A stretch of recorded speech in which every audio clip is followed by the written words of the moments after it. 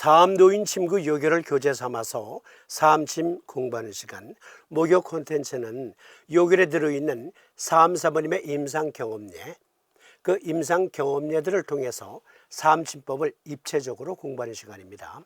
오늘은 지난 시간에 이어서 위정격으로 여러 난치성 환자들을 치료하신 임상경험례 계속 살펴봅니다.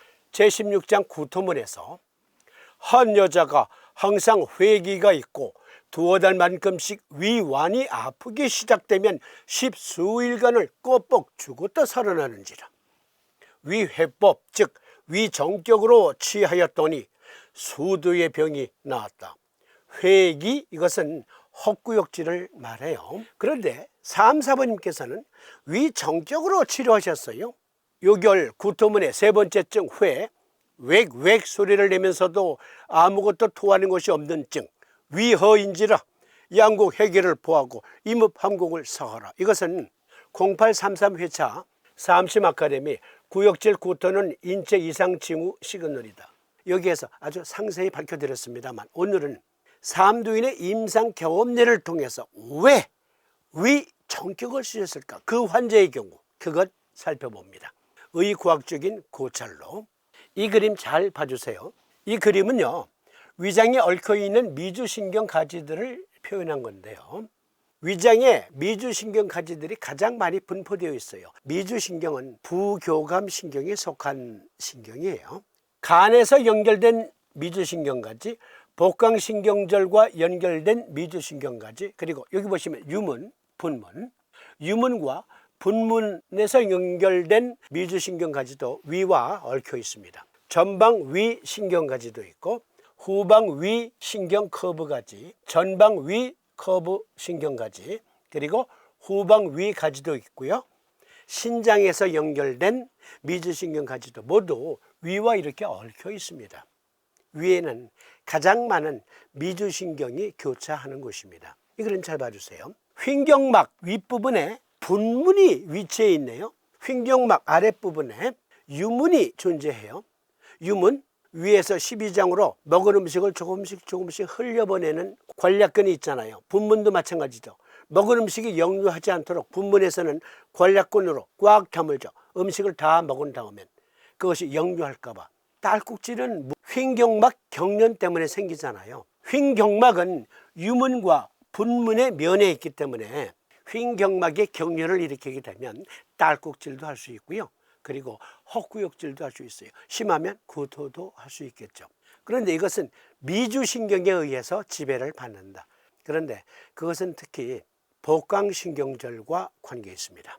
소화 시스템과 부속 구조 모두 종종 눈에 띄지 않는 복잡한 신경 기반 구조를 가지고 있습니다. 복강신경절은 소화관과 복부 내장 조직의 신경 분포를 기능적으로 담당하는 자율신경계의 일부로 상복부에 위치한 신경다발입니다.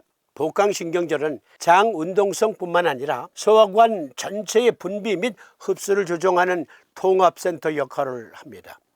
복강신경절은 위장관과 긴밀하게 연결되어 있어 다양한 위장관 질환과 관련이 있습니다.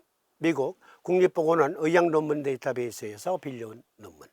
여기에서 복강신경절이 위치하는 곳은 상복부에 위치한 신경다발이라 했는데 위, 즉 밥통은 복부 쪽에 면에 있는 부분과 그리고 등 쪽에 면에 있는 부분이 있잖아요. 복강신경절은 등 쪽에 위치해 있습니다. 그런데요, 침을 중환혈에 찌르면 복강신경절에 영향을 미치게 됩니다. 중환혈은 복강신경절과 경락으로 연결되어 있거든요. 그런데 복강신경절의 기능장애는 유문, 분문에도 장애를 일으켜서 딸꾹질도 유발하게 되고 헛구역질, 구토, 복통 등등을 일으킬 수 있어요. 그것은 미주신경에 속해 있고요. 그러니까 이 경우에는 미주신경과 복강신경총의 장애 때문에 일어난 헛구역질이에요. 횡격막 경련과도 관계가 있는 복통 및 헛구역질이었던 거죠. 그래서 사암사부님께서는 위정격을 쓰셨더니 나았다. 이것은요, 임신 입덧에도 적용할 수 있습니다. 임신 입덧 하게 되면 딱 두 가지만 생각하세요. 위정격과 비정격. 비정격 이것은 비정격으로 치료하신 임상경험료 때 보다 상세히 밝혀드릴 거예요. 그러면 다음 중 제27장 복통문. 한 부인이 나이 50에 복통을 환한 지 이미 30년으로 흉복이 창만하고 이렇다 할 부분적 징후는 없으나 중환이 의심하며 발에 땀기가 없고 부상이 또한 즉 발등이 또한 부한지라 부종이 있는지라 위정격을 썼더니 1도에 발에 땀이 있고 복통이 그치더라. 여기에 위정격을 쓰셨고 중환통이라고 했어요.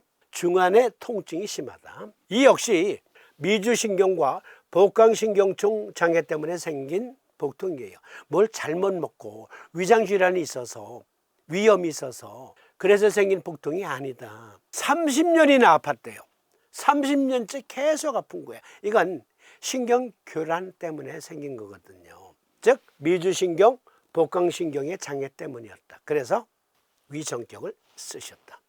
26장 위완통문에 한 남자가 나이 20여에 위완통이 있어 매양 시통이라는 오한, 두통, 지절통 등의 증과 함께 사지의 육기하기 조율과 같은 것이 수가 없으며 셀 수 없으며 혹은 차차 소진하기도 하고 혹은 기계가 위부와 양각 상하에 남아있기도 하여 10여일을 간격으로 반복한 지가 루년이라 위정격 5, 6도로 완치하였는데 오른쪽이 승하였으므로 좌지하였으며 가마를 타고 왔다가 걸어갔다. 나누어서 보십시다. 위완통이 있었어요. 복통이 있는데요. 그것과 함께 오한이 있어요. 두통이 있어요. 지절통, 여기저기 사지가 다 아파요. 그런데 사지의 육기하기 조율과 같은 것이 조율, 밤대추만한 것들이 몸 여기저기 우들두들 하더라. 이 증에서는 이게 키워드. 이것은요 두드러기입니다. 식중독으로 인하는 것일 수도 있고요.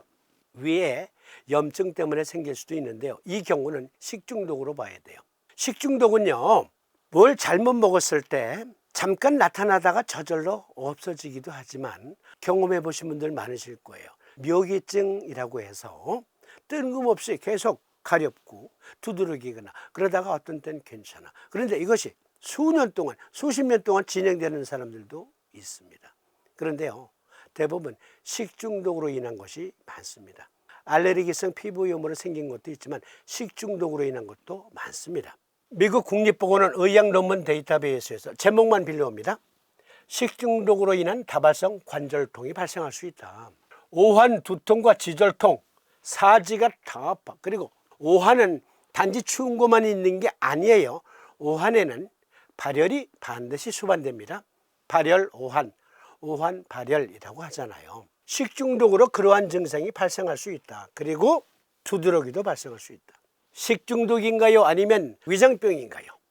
여기에서 이러한 고통스러운 질병들 사이의 차이점보다 더 많은 유사점을 찾을 수 있습니다. 즉 식중독과 위장질환, 식중독과 위장염은 복부경련, 발열, 오한, 메스꺼움, 식욕 감소, 설사, 근육통이나 관절통, 두통 그리고 물론 구토 등의 증상에서 둘을 분별하는 열쇠는 언제 얼마나 오랫동안 나타나는지 주의를 기울이는 것입니다. 이러한 상태를 초래하는 병원성 유형으로 인한 식중독 증상은 일반적으로 오염된 음식에 노출된 후 몇 시간에서 몇 시간 후에 발생하는 반면 위장염으로 인한 증상은 일반적으로 바이러스에 노출된 후 24시간에서 48시간 후에 발생한다. 그런데 두 가지가 겹칠 수도 있고 또는 식중독으로 인해서 그 기전이 몸에 그대로 입력되게 되면 이게 시간차를 두고 뭐 잘못 먹은 게 없는데도 나타나기도 해요.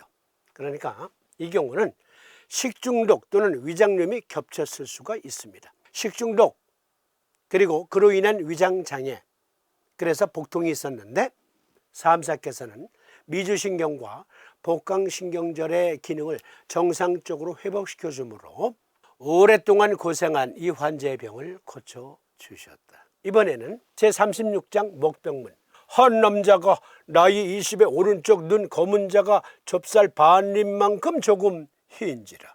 흑정에 있는 것은 간병이라 하겠으나 바야흐로 외자가 더욱 붉음으로 위정격을 썼더니 유효하더라. 그러면 아니 안질에도 위정격을 복부질환에 소화기 질환에 그럴 때 위정격을 쓰신 것은 어렴풋이나마 이해할 수 있겠지만 이렇게 우리를 상세히 토론하는 것 아니더라도 아니 어떻게 위정격으로 안질까지 치료하신 거예요? 네, 이것은 다음 시간에 이어드립니다.